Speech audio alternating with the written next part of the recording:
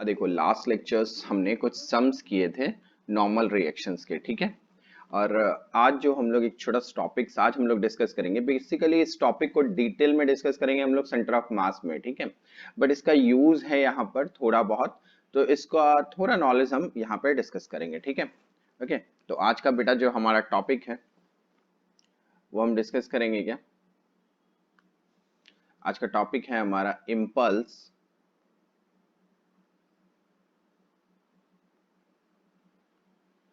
Impulse average force, average force, impulse average force and conservation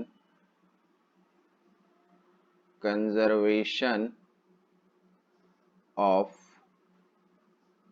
linear momentum,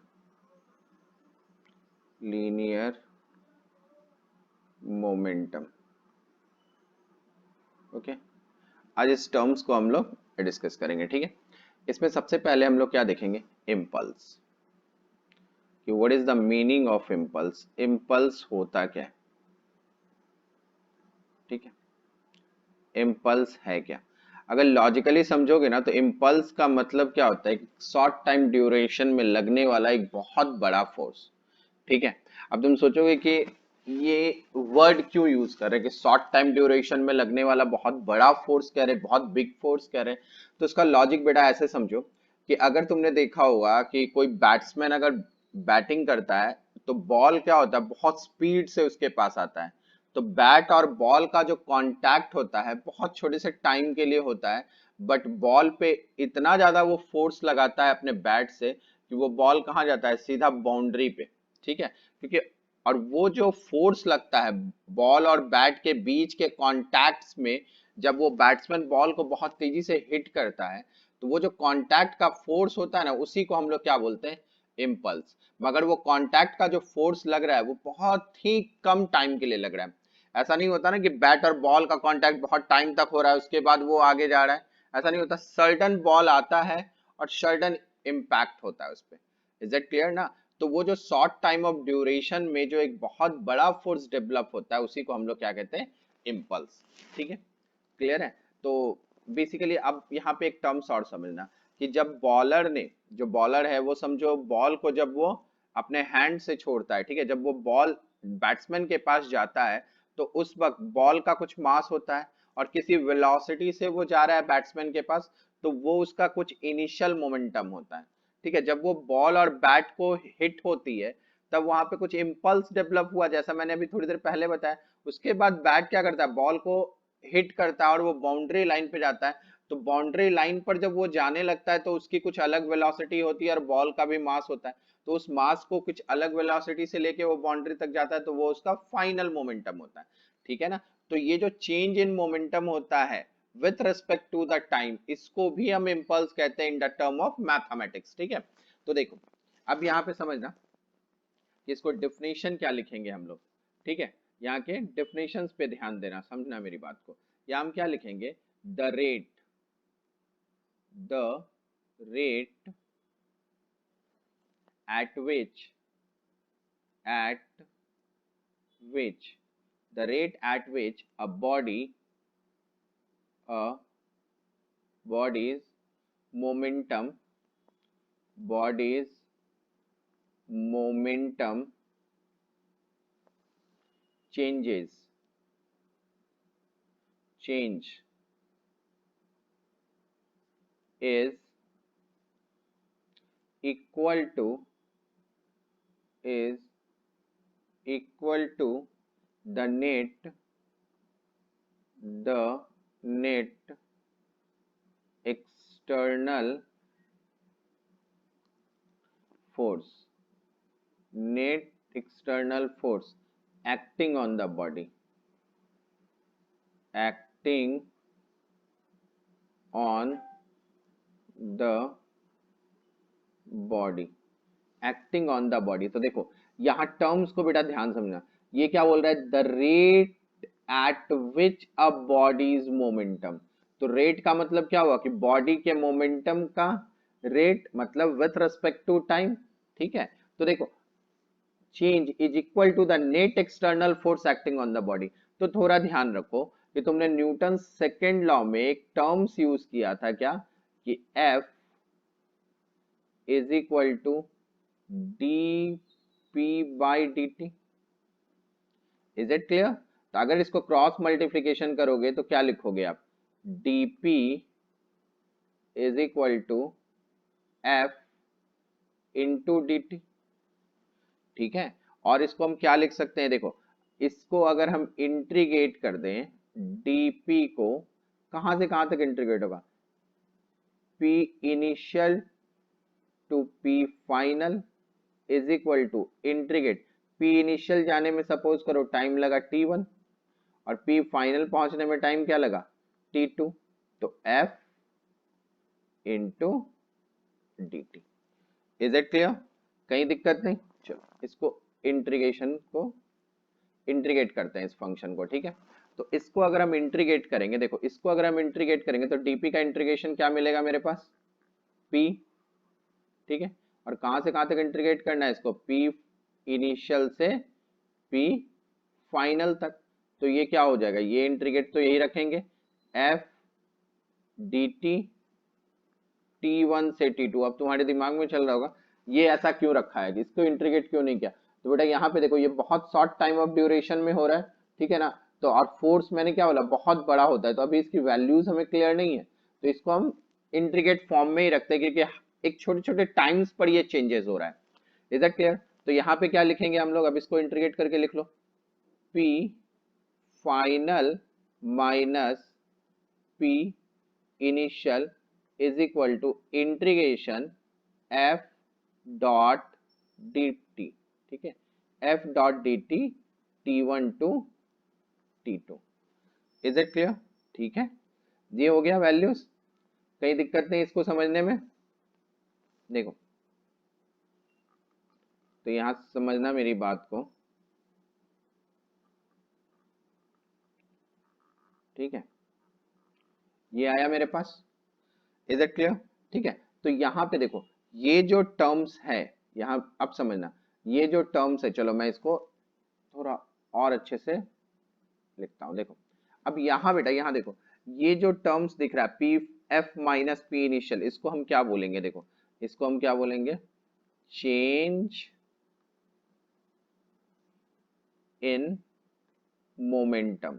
ये क्या हो जाएगा, चेंज इन मोमेंटम। जब चेंज कर रहा है मोमेंटम तो यही जो है इसी को क्या बोलेंगे हम, इम्पल्स। मतलब change in momentum is equal to क्या आ रहा है, इम्पल्स। अब ध्यान से सुनो, ये इम्पल्स का मतलब क्या है, वो छोटे से टाइम ड्यूरेशन में लगा हुआ फोर्स। ठीक है ना, आपको पता ना D T is a very small time, तो उसमें लगा हुआ फोर्स। तो दैट मीन्स यहां से क्या लिखोगे, चेंज इन मोमेंटम। ठीक है, मतलब हम क्या लिखेंगे, चेंज इन मोमेंटम मतलब delta P is equal to J, और जे को हम लोग क्या कहते हैं, इम्पल्स। ठीक है, जे को किससे डिनोट करते हैं हम लोग, इम्पल्स से। Is that clear? ठीक है, मतलब यहाँ पे आप थोड़े से टर्म्स ऐसे भी लिख लो कि J is called, J is called impulse, J is called impulse, और it is equal to change in linear momentum, change in linear momentum. ठीक है, क्लियर है इतनी बात? अब सुनो कि यूनिट क्या होगा इसका। ठीक है, अब देख लेते हैं यूनिट ऑफ इम्पल्स। देखो यूनिट ऑफ इम्पल्स, तो देखो यूनिट ऑफ इम्पल्स क्या लिख सकते हैं, मेरी बात को समझना। यूनिट ऑफ इम्पल्स क्या लिख रहा है आपको, क्या है, change in momentum. Change in momentum is equal to impulse है, तो चेंज इन मोमेंटम का मतलब आप क्या लिखोगे, यूनिट क्या हो सकता है इसका, देखो यूनिट क्या लिखेंगे, इम्पल्स मतलब mass into velocity that is KG, और वेलोसिटी क्या हो जाएगा, मीटर पर सेकेंड, ये लिखेंगे। या फिर बेटा देखो इसको आप दूसरे साइड से लिखो, अगर change in momentum is equal to F into D T भी लिखा है तुमने, तो एफ का मतलब क्या हो जाएगा, न्यूटन, और डी टी का मतलब सेकेंड, तो न्यूटन सेकेंड। ये दोनों क्या हो गया, इम्पल्स के यूनिट हो गए, ठीक है। अब मेरी बात सुना, थोड़ा ग्राफिकली इस टर्म्स को समझने की कोशिश करना, ठीक है। इंपॉर्टेंट पॉइंट्स में इसको समझो, ऐसे लिख लो इंपॉर्टेंट पॉइंट, ठीक है। यहां इसको इंपॉर्टेंट पॉइंट में समझना, क्लियर। देखो इंपॉर्टेंट पॉइंट, अब ये क्या है इसको समझो। देखो जैसे मैं तुमको एक सिंपल सा एक ग्राफ बोलूं, देखो समझना यहाँ पे, जैसे सपोज करो ये हमारे पास y एक्सिस है, ठीक है, क्लियर। अब यहां समझना, और ये हमारे पास क्या है, x एक्सिस है, इज इट क्लियर, ठीक है। अब देखो यहाँ पे कि अगर मैं ये जो हमारा y एक्सिस है, ठीक है, ये जो y एक्सिस है इसको मैं फोर्स से डिनोट करता हूँ, y एक्सिस पे क्या है हमारे पास, फोर्स, ठीक है, और ये जो x एक्सिस है यहाँ पर टाइम है। अब ध्यान से समझना मेरी बात को, एकदम बहुत अच्छे से क्लियर वे में समझना, कि मैंने जैसे ही बोला, जैसे तुम्हारे हाथ में भी एक पेन होगा, वॉल पेन होगा, ठीक है, वॉल पेन को तुम क्या करो, उस टेबल पे स्ट्राइक करो जिस पर तुमने अपने नोटबुक वगैरह रखा है। तो जैसे ही तुम उस टेबल पे स्ट्राइक करोगे तो क्या होगा, एक बहुत बड़ा आवाज सुनाई देगा तुमको, वो साउंड तुमको सुनाई देगा। मतलब क्या हुआ कि पेन और जो टेबल है उनके बीच का जो तुमने जब तुमने स्ट्राइक किया तो वो टाइम ऑफ ड्यूरेशन क्या है, बहुत कम है, क्योंकि जैसे ही स्ट्राइक करोगे तुरंत पेन हटाओगे। ऐसा तो नहीं है ना कि स्ट्राइक धीरे धीरे धीरे धीरे, मतलब वहां पे बहुत तेज हो रहा है। अब जैसे ही स्ट्राइक करोगे एक आवाज आएगी, तो वो स्ट्राइक का टाइम क्या है, बहुत कम है, ठीक है, बट आवाज बहुत बड़ा है। मतलब क्या हो रहा है, आवाज बहुत बड़ा मतलब एक साउंड आपको सुनाई दे रहा है, वो फोर्स क्या है टाइम के साथ जो बहुत बड़ा है, ठीक है। तो स्टार्ट करो इस बात को कि तुमने पेन को क्या किया, पेन का कुछ मास है उसको किसी वेलोसिटी से तुमने क्या किया, उस टेबल पे स्ट्राइक किया, और जैसे ही स्ट्राइक हुआ तो किसी वेलोसिटी से वो पेन क्या हो रहा है, स्ट्राइक करने के बाद रिटर्न वापस आ रहा है। तो जिस वेलोसिटी से वो जा रहा है स्ट्राइक करने के लिए उसका मोमेंटम, और जिस वेलोसिटी से वो रिटर्न आ रहा है स्ट्राइक करने के बाद उसका मोमेंटम, वो दोनों के मोमेंटम का जो चेंज है वो क्या कर रहा है, स्ट्राइकिंग के समय जो आवाज आ रही है उसको बता रहा है, उसके इम्पल्स को बता रहा है। इज इट क्लियर, ठीक है। मतलब अगर हम ग्राफिकली सोचेंगे, देखो अगर हम ग्राफिकली सोचेंगे तो इसको कैसे सोचेंगे कि एक शॉर्ट टाइम ऑफ ड्यूरेशन, देखो मैं तुमको ये जो बना रहा हूं ये एक्चुअल में बहुत शॉर्ट टाइम ऑफ ड्यूरेशन के लिए है, ठीक है ना, ऐसा इंपल्स सुनाई देगा, ठीक है। बट ये देखो ये जो टाइम ऑफ ड्यूरेशन ये जो देख रहे हो ना, ये बहुत बड़ा टाइम ड्यूरेशन नहीं है बेटा, ये बहुत छोटा टाइम ड्यूरेशन है। आ रही है आपको बात समझ में, मतलब देखो अब यहाँ पे समझना मेरी बात को, कि ये जो एरिया बन रहा है, ये जो एरिया बन रहा है दिख रहा है आपको, ये जो ग्रीन से मैं बता रहा हूँ आपको, ये जो एरिया बन रहा है यही क्या है, इम्पल्स, वो बहुत बड़ा आवाज है, ठीक है। ये ग्राफ क्या हो रहा है, जैसे ही तुमने स्ट्राइक किया एक बहुत बड़ा आवाज सुनाई दिया तुमको, तो दैट इज द इम्पल्स, ठीक है। तो यहाँ पर एक टर्म्स हमेशा याद रखोगे, चलो मैं ये जो है इसको ऐसे कवर कर लूं, ठीक है, और यहाँ पे इस टर्म्स को हमेशा याद रखोगे, if if we draw if we draw graph if we draw graph between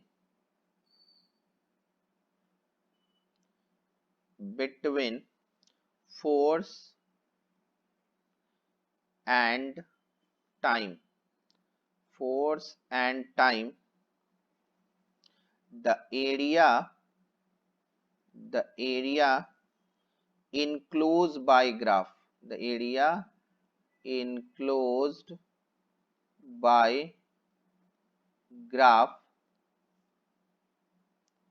gives impulse, gives impulse, यही क्या देगा आपको, impulse, ठीक है। क्लियर है ना? ये आपको क्या देगा? इम्पल्स। तो ये वाला पॉइंट याद रखोगे कि इम्पल्स क्या है और कौन इम्पल्स दे रहा है। Is it clear? ठीक है।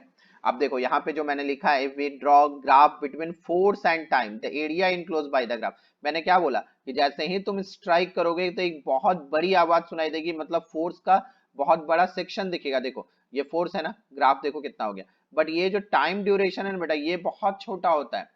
सपोज कर ले जैसे यहाँ पे ये वाला टाइम ड्यूरेशन पकड़ लो तुम, T1 है और ये टाइम ड्यूरेशन T2 है। तो आपको हमेशा याद रहना चाहिए कि वेरिएबल एरिया को हम लोग क्या लिखते हैं, वो जो वेरिएबल एरिया होता है उसको इंटीग्रेट करते हैं। तो इंटीग्रेट कहाँ से करेगा? देखो तो इसका एक फॉर्मूला तुम ऐसे भी लिख सकते हो, इम्पल्स, इम्पल्स ठीक है, क्या हो जाएगा?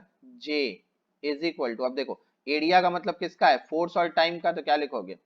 F dot dt। अगर ये T1 से T2 जा रहा है तो यहाँ क्या हो गया? T1 से T2। ये क्या हो गया मेरे पास? इम्पल्स। Is it clear? ठीक है ना, एरिया अंडर द कर्व। ठीक है, कहीं दिक्कत नहीं इसको समझने में? आ रही है कि एक बात समझ में, कहीं कंफ्यूजन नहीं होना चाहिए, एकदम क्लियर है ना? देखो अब यहाँ पे समझना इसी टर्म्स को, अब थोड़ी सी बातों को समझो। अभी तक हम लोग क्या देख रहे थे? वेरिएशन में, ठीक है, कि हर पॉइंट पे वेरिएशन हो रहा है, ठीक है। अब यहाँ पे समझो, अब नेक्स्ट टर्म्स को समझना कि इम्पल्स और एवरेज फोर्स क्या होता है। Impulse and average force, average force, ठीक है, इम्पल्स और एवरेज फोर्स के बारे में समझना। ठीक है, देखो यहाँ पे पहले थोड़ा टर्म समझ लो, लिख लेता हूं मैं, ठीक है। जैसे देखो हम लोग ऐसे, जैसे हम लोग लिखते हैं ना न्यूटन सेकेंड लॉ के बारे में, जैसे लिख लो we write, we write Newton second law, Newton's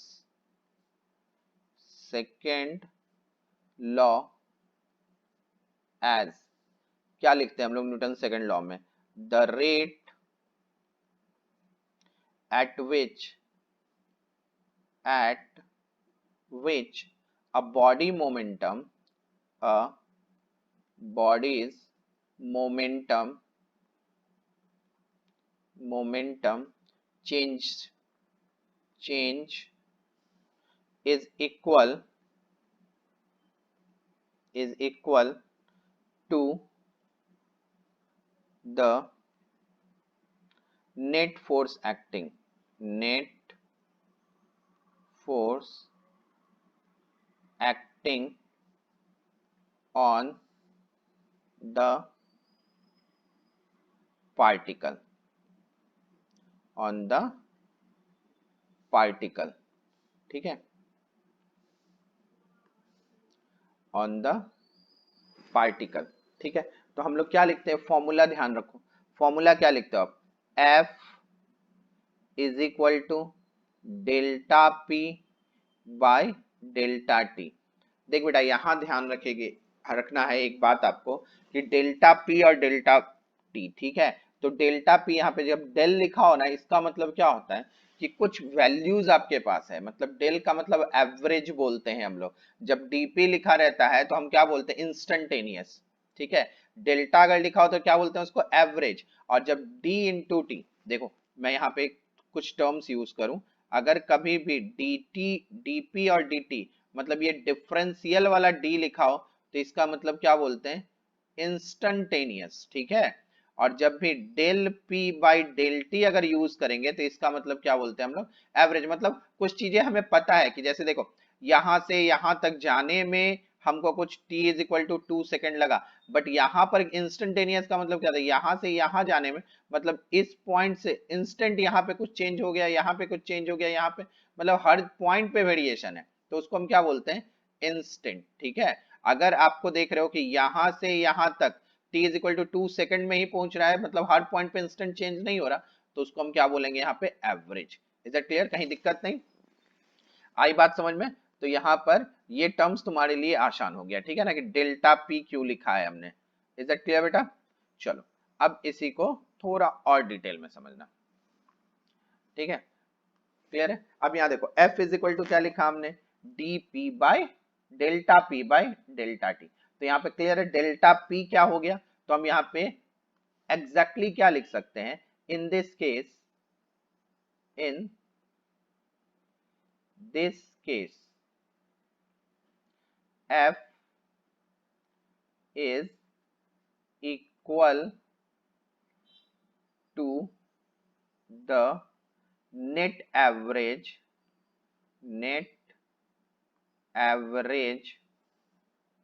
force acting on the particle। Is that clear? ठीक है ना। तो यहाँ पे एक वर्ड और लिख लो,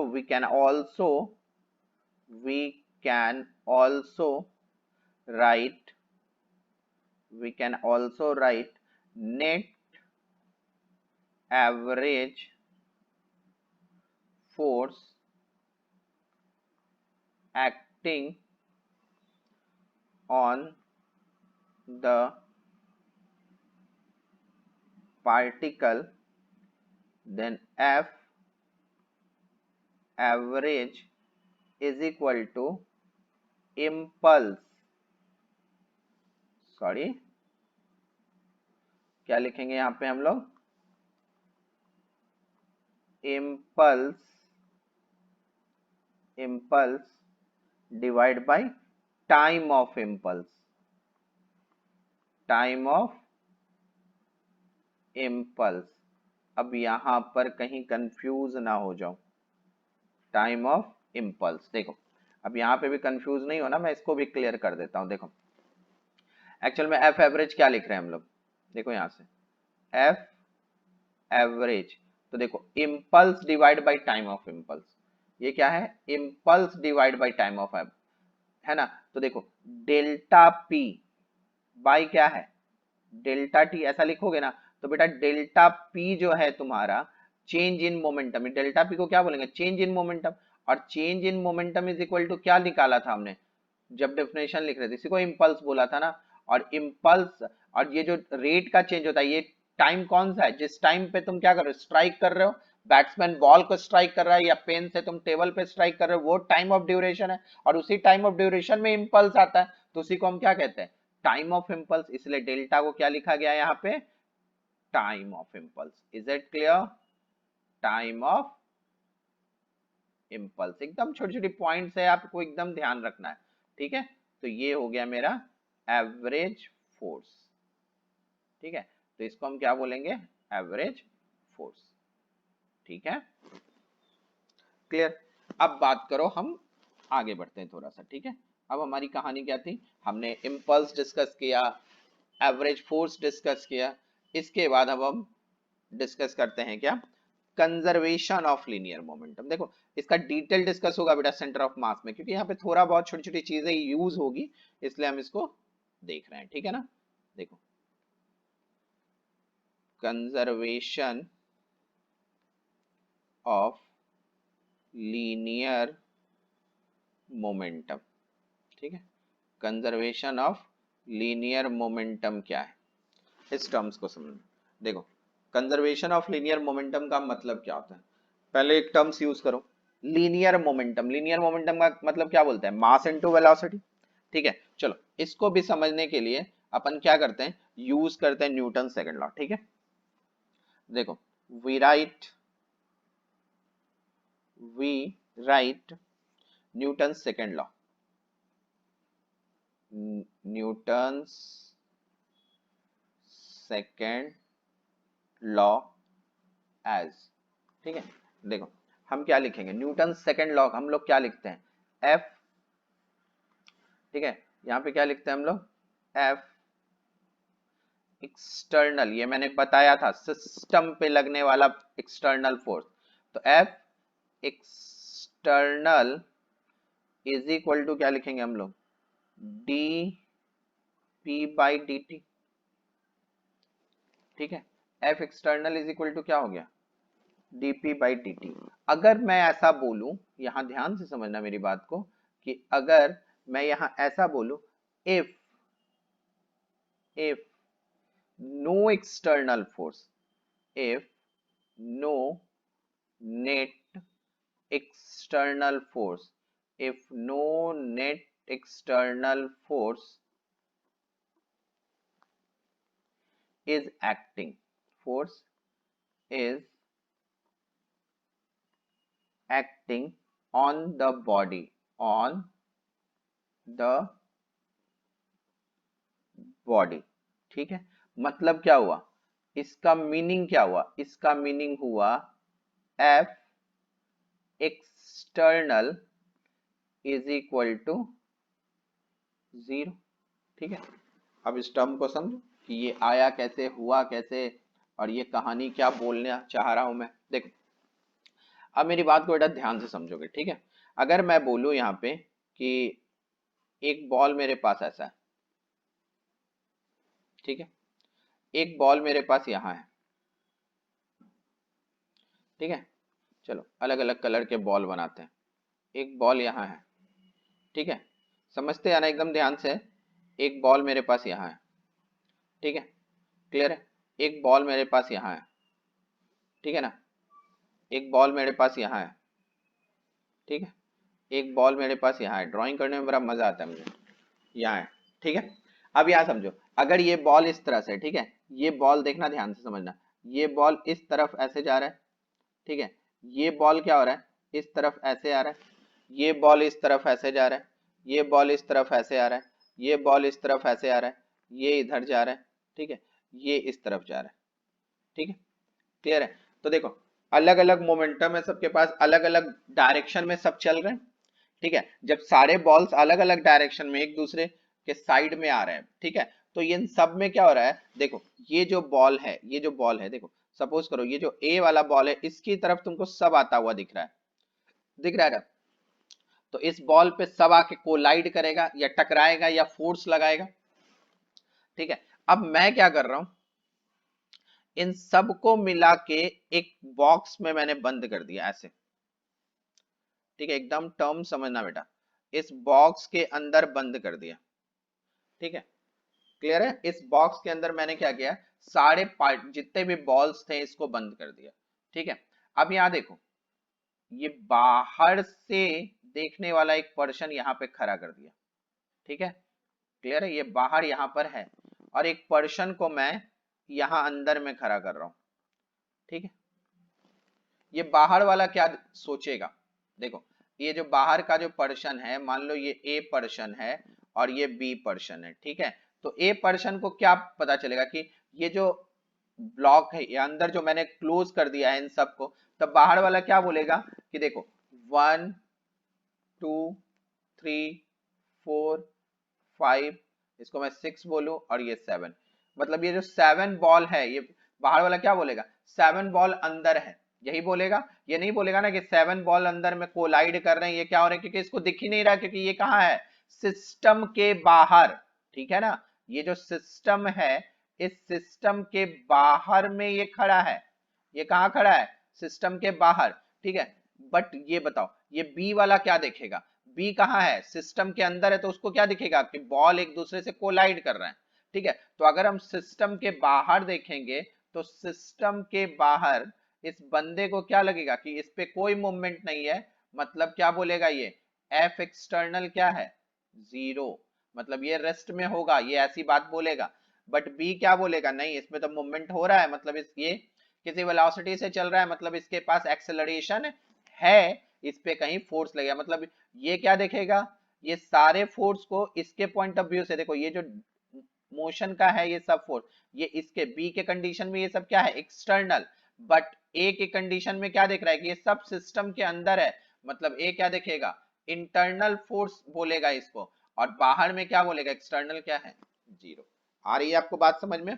तो दैट मीन्स अब यहां से समझो, मतलब जो हमारा फॉर्मूला हम लोग यूज कर रहे हैं यहाँ पे कि F external, Newton second law के पॉइंट ऑफ व्यू से, F external dp by dt, तो अगर एफ एक्सटर्नल 0 हो जाता है, ठीक है ना, एफ एक्सटर्नल कितना हो जाए, 0 हो जाए, तो किसी भी, देखो किसी का अगर डेरिवेटिव 0 कब होता है, जब वो पार्ट क्या हो, कांस्टेंट। आपने पढ़ा है ना कि किसी भी कांस्टेंट को अगर आप डिफरेंशिएट करोगे तो उसकी वैल्यू कितनी आती है, 0। ये एक्चुअल में k क्या है, कांस्टेंट। आ रही है आपको बात समझ में? तो यहाँ पे p मेरा क्या हो जाएगा, कांस्टेंट। तो यहाँ पर हम क्या बोलेंगे कि f एक्सटर्नल अगर 0 हो जा रहा है, it means it means it means p मतलब p, ठीक है। p क्या हो गया मेरे पास, कांस्टेंट। तो p क्या है हमारे पास, कांस्टेंट। मतलब अगर सिस्टम से बाहर लगने वाला जो एक्सटर्नल फोर्स है वो अगर 0 है टोटल, तो मोमेंटम क्या है, कांस्टेंट। ठीक है, मतलब इनिशियली भी वही है और फाइनली भी वही है। तो हम यहां पर अब टर्म्स क्या यूज करेंगे, if no net external force is acting, no net external force is acting on a particle, on a particle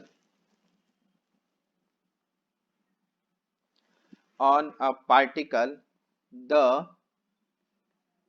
linear momentum the linear momentum of the particle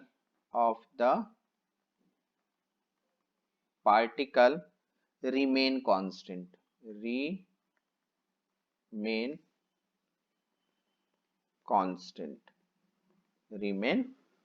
constant. आई बात आपको समझ में, कई दिक्कत नहीं यहाँ पे, क्लियर है ना? तो पार्टिकल क्या हो जाएगा, remain constant.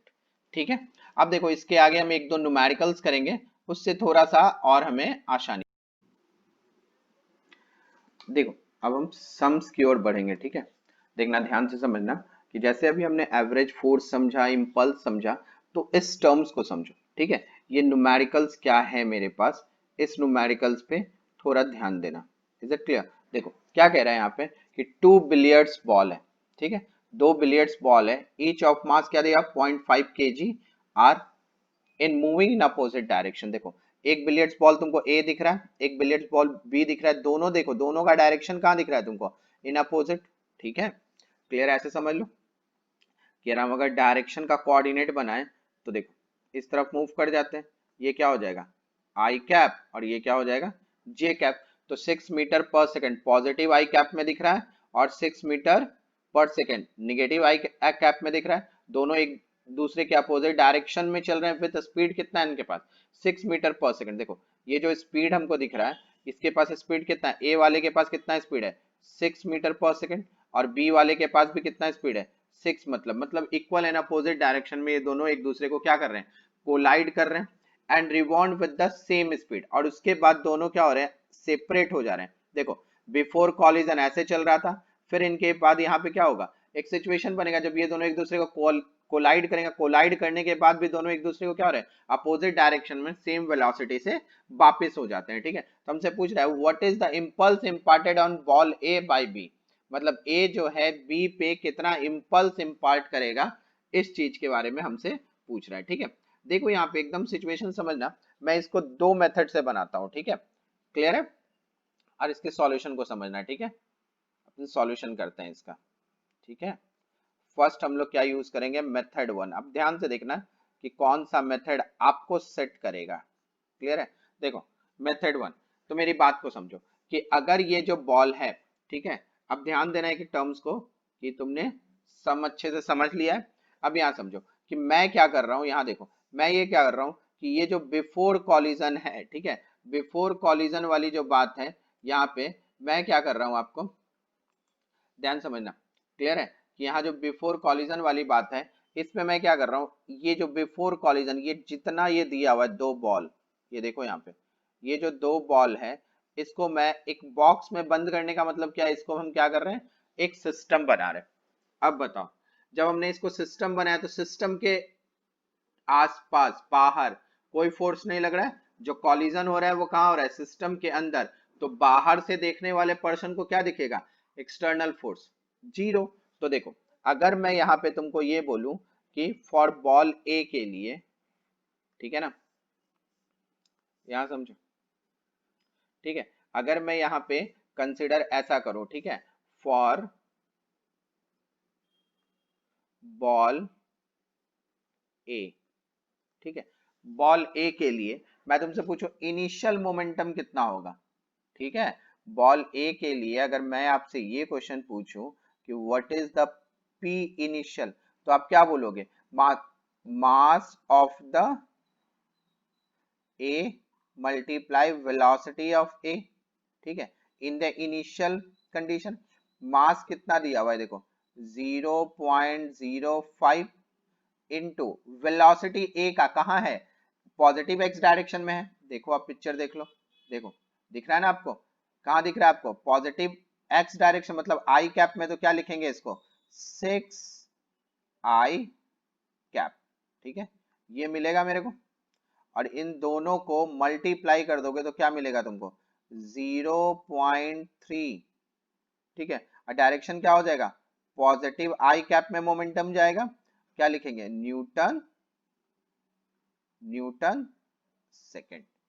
Is it clear, ये हमको कब मिलेगा इनिशियल, ठीक है। अब देखो अगर मैं उसी तरह पी फाइनल निकालू, पी फाइनल मतलब आफ्टर द कॉलिजन, देखो फिर से हम इसको क्या करेंगे, देखो यहाँ पे समझो, इसको वापस मैं क्या करूंगा आफ्टर द कॉलिजन, क्योंकि हमको एक्सटर्नल फोर्स मोमेंटम जो इंपल्स निकालने का तरीका है, तो नेट फोर्स को हम जीरो कर सकते हैं, ठीक है, तो ये भी बाहर से देखने वाले को क्या होगा कि जो भी हो रहा है इसके अंदर हो रहा है, एक्सटर्नल फोर्स जीरो है, तो इसके लिए अगर तुमको पी फाइनल मोमेंटम लिखना हो तो क्या लिखोगे, mass into A into velocity of A, ठीक है, बट कहाँ फाइनल पोजीशन पे, तो मास कितना है मेरे पास 0.05 और मल्टीप्लाई, अब बेटा देख ये कहाँ जा रहा है, इस डायरेक्शन में मूव कर रहा है ना, और ये क्या है निगेटिव आई कैप, तो यहाँ पे क्या लिखेंगे इंटू 6 - आई कैप, ठीक है, इसको क्या लिख लेंगे 6 - आई कैप, तो ये भी क्या हो जाएगा -0.3 आई कैप न्यूटन सेकेंड। क्लियर है, कहीं दिक्कत नहीं, इतनी बात आई समझ में ना तुम लोग को, देखो इसमें कहीं कंफ्यूजन है, इतना समझ में आ गया, क्लियर है। अब यहां समझो कि अगर ये चीजें आपको समझ में आई हैं, ठीक है, यहाँ देखो फाइनल मोमेंटम मेरे पास क्या आ गया -0.3 आई कैप न्यूटन पर सेकेंड, ठीक है, तो अब यहाँ देखो अगर अब मैं ये बोलूं आपको इम्पल्स इम्पार्टेड, अगर मैं यहाँ पे ये टर्म्स यूज करूं, देखो impulse, impulse imparted, impulse imparted to ball A, to ball A due to ball B, ठीक है, तो क्या लिखोगे, याद करो फॉर्मूला क्या था, impulse is equal to change in momentum, मतलब P final minus P initial, है ना, ये फॉर्मूला था हमारे पास। अब ये देखो पी फाइनल, तो फाइनल मोमेंटम मेरे पास कितना आया है, देखो फाइनल मोमेंटम हम क्या लिख रहे हैं -0.3 आई कैप, है ना, -0.3 आई कैप, और इनिशियल मोमेंटम क्या था हमारे पास 0.3 आई कैप, ठीक है ना, निगेटिव आपको समझ में आ रहा है ये, तो वैल्यूज क्या हो जाएगी यहां से मेरे पास देखो -0.6, ठीक है, 0.6 न्यूटन, देखो यहाँ पे क्या लिखेंगे इम्पल्स की वैल्यू है, तो न्यूटन सेकेंड, ये क्या हो जाएगा मेरे पास न्यूटन सेकेंड, ठीक है, ये क्या लिखेंगे बेटा, ये न्यूटन सेकेंड इनवर्स होगा, ठीक है ना, ये गड़बड़ नहीं करना, न्यूटन सेकेंड इनवर्स होगा यहाँ पर, ठीक है, यूनिट, तो क्या हो जाएगा -0.6 न्यूटन पर सेकेंड, यही क्या हो जाएगा वैल्यू इम्पल्स की। कहीं दिक्कत नहीं तुमको समझने में, पूरी बात समझ में आ गई। अब देखो मैं इसको एक और मेथड से तुमको अप्रोच बताता हूं, देखना समझना सेकंड मेथड क्या है इसका। ठीक है, अब इस मेथड को देखो कि मेथड टू हम कंसिडर करें कि मेथड टू क्या है हमारे पास। देखो मेथड टू, देखो मेथड टू क्या कह रहा है, देखो हमें एक टर्म्स पता है, हम लोग जानते हैं कि इम्पल्स इज इक्वल टू, एक फॉर्मूला हमने क्या पढ़ा था, T1 से T2 F dt, याद करो ये फॉर्मूला हमने पढ़ा था। ठीक है, तो यहाँ पे देखो जो डायरेक्शन ऑफ इम्पल्स होता है, ठीक है, मतलब एक टर्म्स याद रखो यहाँ पे कि the direction of impulse, the direction of impulse, the direction of impulse J is same as F। ठीक है ना, जैसे तुम पेन को जिस डायरेक्शन में स्ट्राइक करोगे, ठीक है, सरफेस को, ठीक है, तो जो सरफेस और जो पेन का जो डायरेक्शन होगा स्ट्राइक करने का, वही इंपल्स का डायरेक्शन होगा और वही क्या होगा, फोर्स का भी डायरेक्शन होता है।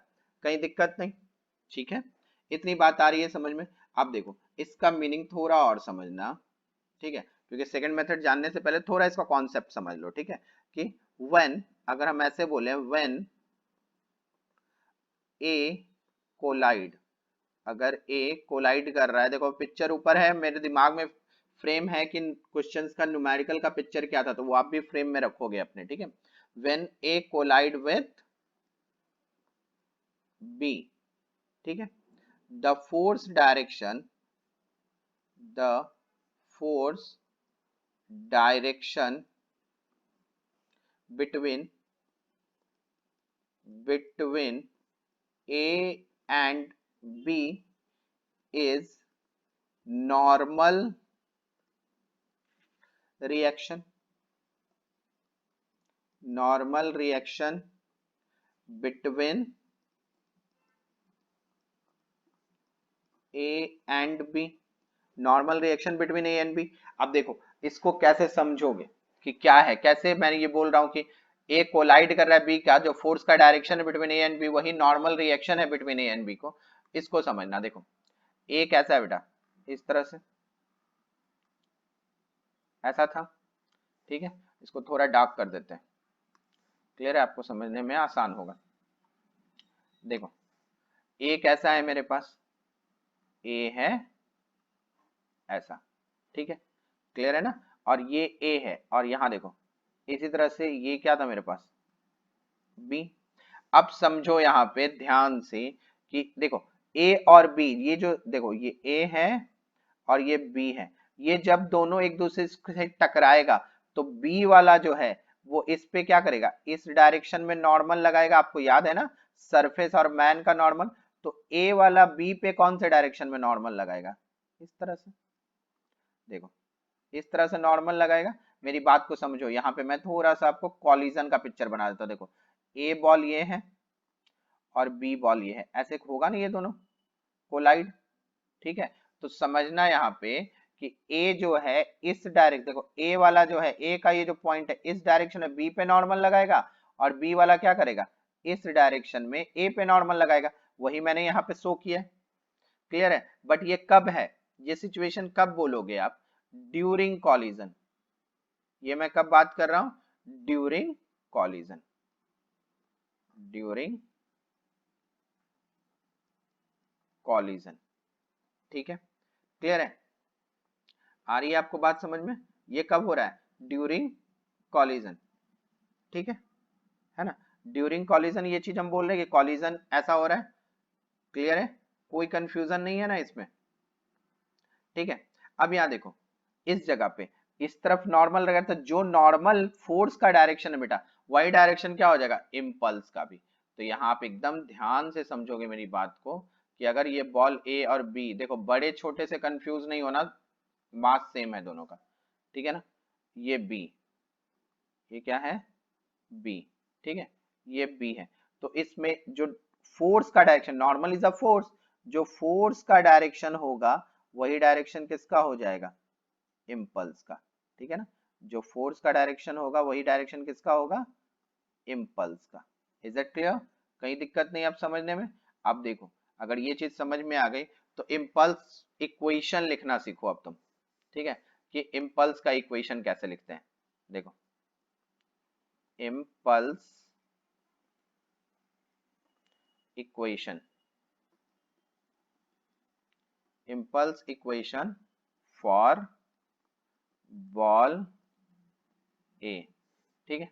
अब इस टर्म्स को समझो, देखो यहां से मेरी बात को सुना, ये बॉल ए बॉल है, ये तो तुम इम्पल्स का डायरेक्शन देख रहे हो आप। अब ए के लिए इम्पल्स इक्वेशन लिखना है तो क्या क्या हुआ होगा इसके साथ, देखो ध्यान से समझना। ए का इम्पल्स कौन है, ये तो बी लगा रहा है ना, ये जो इम्पल्स लग रहा है वो कौन लगा रहा है, बी लगा रहा है। तो ए कहाँ इम्पल्स लगा रहा है, इस डायरेक्शन में। ये जो है ना इम्पल्स, ये कौन लगा रहा है, यहाँ पे कौन लगा रहा है, ए। तो मैं इसको थोड़ा सा आइडेंटिफाई कर देता हूं, ये क्या हो जाएगा, impulse, impulse imparted, imparted by A, ठीक है। ये कौन, ये जो है ये कौन कर रहा है, इम्पल्स imparted by A। अब देखो ये जो A बॉल है इसके मोमेंटम का डायरेक्शन किधर था, देखो इसके मोमेंटम का डायरेक्शन भी इधर था, P इनिशियल, ठीक है। उसके बाद क्या हुआ, ये इम्पल्स लगाया, और इम्पल्स लगाने के बाद क्या होगा, ये इस तरफ जाएगा, बॉल क्या हो जाएगा, देखो पहला कंडीशन बेटा एकदम ध्यान से समझना, ये ऐसे ए जो है क्या हो रहा है, इनिशियली इस तरह से चल रहा है, पी इनिशियल। तो बी के पास इस डायरेक्शन में उसने क्या किया, इम्पल्स लगाया। दो चीजें समझ में आ गई, यहां पर क्या है, कौन है ये, बी, ठीक है। अब ये ए क्या होगा, अब इसके बाद ए जो है, ए जो है इस डायरेक्शन में चला जाएगा, पी फाइनल, ठीक है, ऐसा हो जाएगा, कहीं दिक्कत नहीं ना। तो देखो अब इक्वेशंस में लिखना शुरू करो, मतलब इनिशियल सिचुएशन क्या हो रहा है, इनिशियल सिचुएशन ये हो रहा है कि P इनिशियल प्लस, देखो इसका और इसका डायरेक्शन सेम है, plus impulse is equal to total final momentum मिलेगा, और वो क्या हो जाएगा, P फाइनल। तो अब यहां से भी लिख लो तुम, यहां से क्या लिखो, पी इनिशियल का मतलब मैं डायरेक्ट वैल्यूज लिख रहा हूं अब, ठीक है, क्योंकि आपको मैंने m इंटू वी करके पहले मेथड में बताया, तो इसको डायरेक्ट क्या लिखेंगे, 0.05 मल्टीप्लाई क्या हो जाएगा यहाँ पे देखो 6, बट क्या I cap plus J is equal to 0.05, ठीक है, इंटू 6, बट क्या माइनस आई कैप। तो जे यहां से भी तुम सॉल्व करोगे तो क्या मिल जाएगा तुमको, 0. माइनस 0.6 आई कैप न्यूटन सेकेंड इनवर्स। देखो सेम रिजल्ट आ रहा है ना दोनों मेथड में, ठीक है, दोनों मेथड में सेम रिजल्ट आ रहा है।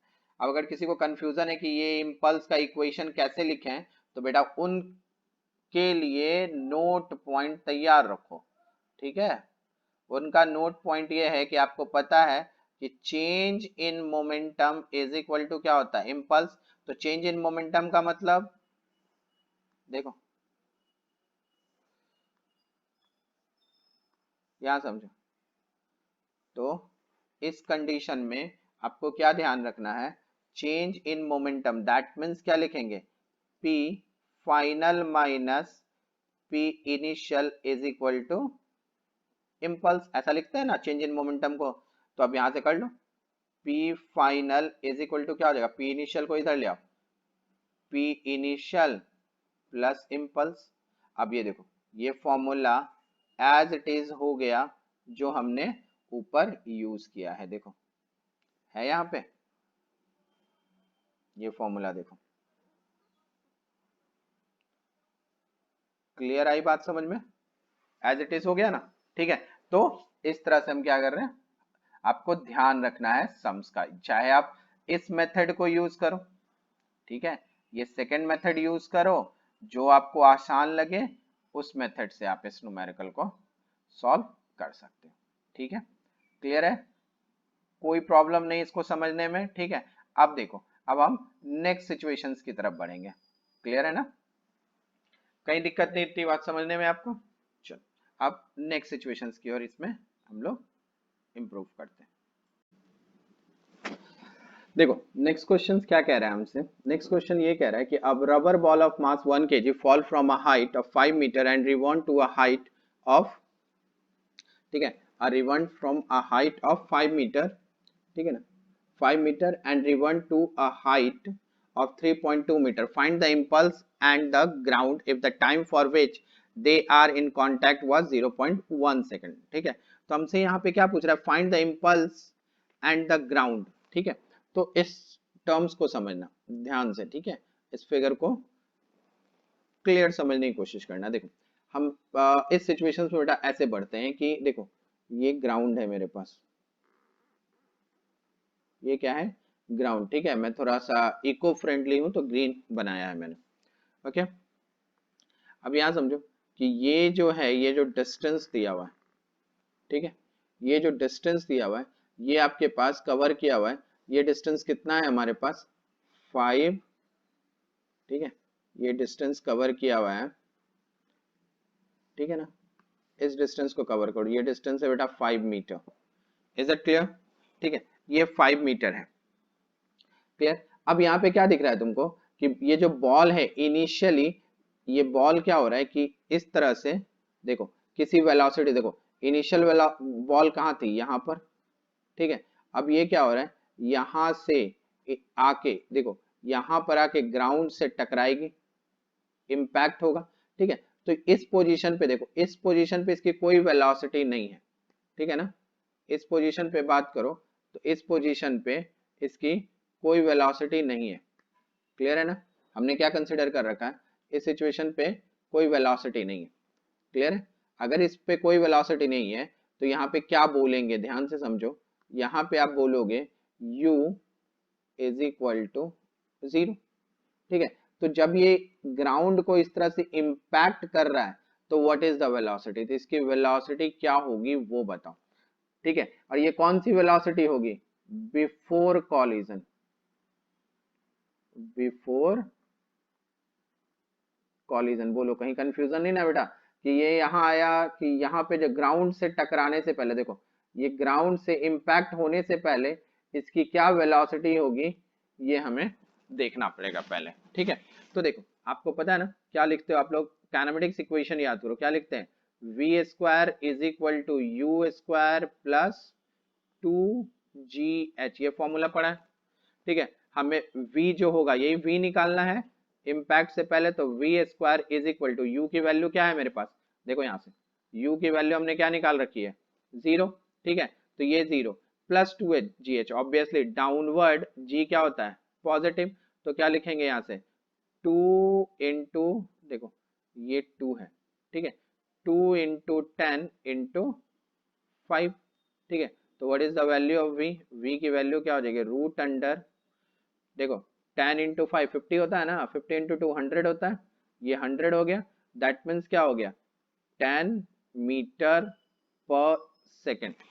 ये क्या मिला मुझे, 10 मीटर पर सेकेंड। बट बेटा कौन से डायरेक्शन में, ये डायरेक्शन बताओ कौन सा होगा, ये माइनस जे कैप होगा, तो इसको क्या लिखोगे आप, माइनस 10 जे कैप मीटर पर सेकेंड।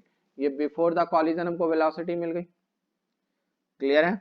अब देखो यहां से, अब यहां सिचुएशन बनाना, देखो यहां सिचुएशन बनाओ। ठीक है, ये जब बॉल यहां आके टकराया, ठीक है, तो क्या लिखूं मैं, बिफोर कॉलिजन। ठीक है, बिफोर कॉलिजन कितनी वेलोसिटी मिली इसको बताओ, 10 मीटर पर सेकेंड। ठीक है, क्लियर है? अब ये क्या हो रहा है, देखो अब यहाँ पे समझो मेरी बात को, अब इसकी स्थिति क्या हो रही है कि ये बॉल रिबाउंड होने के बाद यहाँ पहुंच जाता है। ठीक है, तो ये कितना हाइट ट्रेवल कर रहा है, ठीक है, ये कितना कर रहा है 3.2 मीटर। तो इस पोजीशन पे जब वो पहुंचा तो इसकी वेलोसिटी क्या होगी, तो देखो इनिशियल वेलोसिटी टकराने के वक्त इसकी कितनी है 10 मीटर पर सेकेंड, और फाइनली ये ऊपर रेस्ट में आ रहा है, फाइनली क्या हो रहा है, ये रेस्ट में आ रहा है। आ रही है बात समझ में आपको? ये देखो ऐसा है, और ये फाइनली क्या हो रहा है, रेस्ट में आ रहा है। देखो इधर से ये जा रहा है ना, तो ये रेस्ट में आ रहा है। तो देखो इस डायरेक्शन में, इस डायरेक्शन में इसको कितनी वैल्यूज मिलेगी वो हमको, तो इस पोजीशन पे जब आ रहा है तो उसको कितना वेलोसिटी है, यहाँ पे समझो, क्योंकि सॉरी रेस्ट में नहीं आएगी, यहाँ पे आएगी, तो कितनी वेलोसिटी होगी इसके पास, ये आपको देखना है। ठीक है, तो यहाँ पे देखो ये टकराया इसके पास, फिर ऊपर जा रहा है, आ रही है बात, टकराने के बाद ये ऊपर जा रहा है, तो इस डायरेक्शन में इसको कितनी वेलोसिटी, ये बिफोर द कॉलिजन इसके पास कितना था, 10 मीटर पर सेकंड। अब टकराने के बाद जब ये यहाँ पहुंचा तो इसको कितनी, यहाँ से टकराने के बाद कितनी वेलोसिटी मिली कि ये यहाँ पहुंचा, तो हम क्या लिखेंगे फिर इसका v डायरेक्ट लिख दूं मैं, क्या लिखेंगे हम वापस, रूट अंडर 2gh। तो बताओ 2 और g की वैल्यू क्या है 10, और h कितना हाइट ये जा रहा है 3.2, तो बताओ फिर से वैल्यू कितनी हो गई इसकी, इसको मल्टीप्लाई करो कितना मिल जाएगा 64 रूट अंडर, तो ये क्या हो जाएगा 8 मीटर पर सेकेंड। बट बेटा कौन से डायरेक्शन में, देखो ये ऊपर जा रहा है, इस तरफ जा रहा है, तो क्या बोलोगे आप 8 मीटर पर सेकेंड, कहा जे कैप में, आफ्टर द कॉलिजन, तो ये क्या हो जाएगा जे कैप। बोलो कहीं दिक्कत नहीं इतनी दूर समझने में, आ रही है आपको एक एक बात समझ में? ठीक है, क्लियर है ना? अब देखो थोड़ा सा, अब मैं सिचुएशंस को एक बार और वापस से एक छोटा सा फिगर बनाता हूँ, ठीक है, क्लियर है? फिगर एक्चुअल में इतनी सारी बनाने का लॉजिक है, क्योंकि हम जो है ऑनलाइन लेक्चर्स में बात कर रहे हैं, ठीक है। देखो अब यहाँ समझो कि ये बॉल जो है, ये ए बॉल, ठीक है बेटा, ये नीचे आया, कितने से आया 10 मीटर पर सेकेंड से। अब देखो बॉल नीचे आके टकराएगा, बॉल ये देखो यहाँ लिख देता हूं मैं, ये क्या है मेरे पास ग्राउंड। अब ध्यान से समझना एक एक चीज को, कि बॉल इधर से आके टकराएगा, जब ये टकराएगा तो सरफेस जो है इसका, सरफेस इस पे क्या करेगा, इस डायरेक्शन में एक इम्पल्स देगा, और इम्पल्स मैंने बताया था वही डायरेक्शन होगा जो नॉर्मल का डायरेक्शन होगा। बोलो ठीक है। और जब बॉल टकरा के ऊपर जाएगा, ये बॉल टकरा के कहाँ गया, अब ऊपर चला गया, ऊपर गया तो कितनी वेलोसिटी मिली थी इसको 8 मीटर पर सेकेंड, ठीक है ना। तो जब बॉल टकरा के ऊपर जाएगा, देखो ये जब नीचे आया तो सरफेस इसको इस तरफ गया, ठीक है, तो जब बॉल जो है वो क्या कर रहा है, इससे नीचे टकरा के अब ऊपर जा रहा है, तो कौन से डायरेक्शन में इसको इम्पल्स मिलेगा, अब इस डायरेक्शन में, ऐसा इम्पल्स मिलेगा ना, इस डायरेक्शन में मिलेगा, ठीक है। तो यहाँ पे देखो ये इम्पल्स कौन सा है, ये इम्पल्स कौन सा, इम्पल्स अप्लाइड बाय बॉल बोलेंगे हम यहाँ पे, क्या बोलोगे आप, इम्पल्स अप्लाइड बाय बॉल, ठीक है, बॉल ऑन ग्राउंड, ठीक है। अब यहां समझो, यहां समझो, और ये क्या होगा, ये कौन सा इम्पल्स होगा बताओ, impulse applied by ground on ball, कहीं दिक्कत नहीं इसको समझने में, ठीक है। और ये जो वेलोसिटी है ये कौन सी वेलोसिटी है, बिफोर कॉलिजन, बिफोर कॉलिजन की, और ये जो वेलोसिटी है कौन सी वेलोसिटी है, आफ्टर कॉलिजन की। कहीं दिक्कत नहीं ना, कि देखो बॉल जैसे ही नीचे टकराएगा तो ग्राउंड इसको इस डायरेक्शन में होगा, इंपल्स देगा, तो ये देखो बॉल किस डायरेक्शन में इंपल्स देगा, नीचे, और यही इंपल्स हमें फाइंड आउट करनी है, और यही डायरेक्शन किसका है, नॉर्मल रिएक्शन का। आपको याद समझ में आ रही है?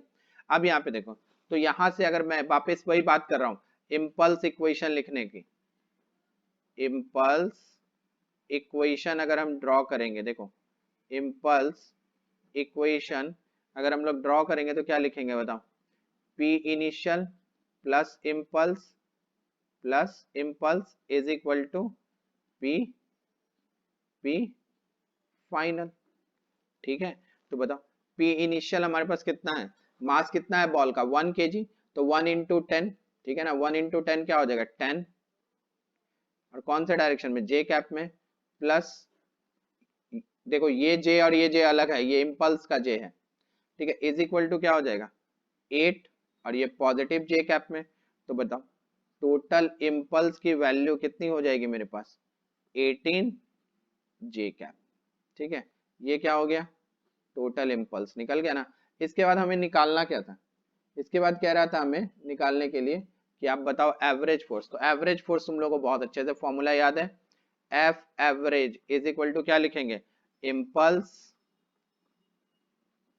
Impulse by duration of time, है ना, जिस ड्यूरेशन में इम्पल्स हुआ, ड्यूरेशन ऑफ टाइम, ठीक है, इज इक्वल टू क्या हो जाएगा, देखो इसको क्या लिखेंगे, इम्पल्स मतलब ये जो हमने निकाला 18 डिवाइड बाई टाइम ड्यूरेशन, देखो क्वेश्चन में क्या लिखा था 0.1, दैट इज इक्वल टू 180, कौन से डायरेक्शन में है बेटा ये, कौन से डायरेक्शन में, जे कैप में, और इसका यूनिट फोर्स का क्या हो जाएगा न्यूटन, ठीक है, तो ये क्या निकल गया मेरे पास एफ एवरेज। देखो ये सारे सम्स बहुत अच्छे से कवर करोगे, बहुत इंपॉर्टेंट है ये सब, ठीक है ना, तो ये क्या निकल गया मेरे पास एफ एवरेज, ठीक है, क्लियर है, ये समझ में आया आपको। अब देखो नेक्स्ट लेक्चर्स में हम लोग डिस्कस करेंगे वेरिएशन, ठीक है, जैसे हम लोग कह रहे थे ना कि टेंशन का जब हम लोग इक्वेशन बनाए थे, वहां पर टेंशन में क्या रखा था हमने कि टेंशन के पास जो रोप होती है उस रोप मासलेस होती है, उसको हमने मास नहीं कंसिडर किया था, बट नाउ अब हम देखेंगे वेरिएबल मास अगर होता है टेंशन में तो उसको कैसे सॉल्व करते हैं, ठीक है, नेक्स्ट लेक्चर्स में हम वही चीज डिस्कस करेंगे।